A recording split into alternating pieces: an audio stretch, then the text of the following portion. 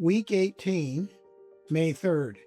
The principles of a free constitution are irrevocably lost when the legislative power is nominated by the executive.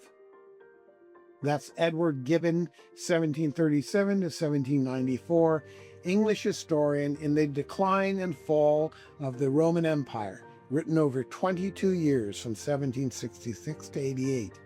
By way of meditation, do you understand that Gibbon is writing about what's called the separation of powers, a notion of government first identified by Aristotle in the 4th century BC, and later elaborated by Locke and Montesquieu in the 17th and 18th century?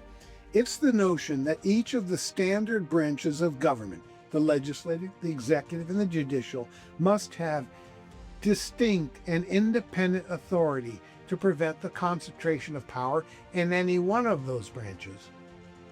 By way of comment, Gibbon anticipated the very rot that now infects politics in so many supposedly democratic countries. The moment lawmakers and judges take direction not from the voters but from some dear leader, whether he or she is called dictator, prime minister, or even president, freedom becomes empty ceremony as the judges and lawmakers become irrelevant.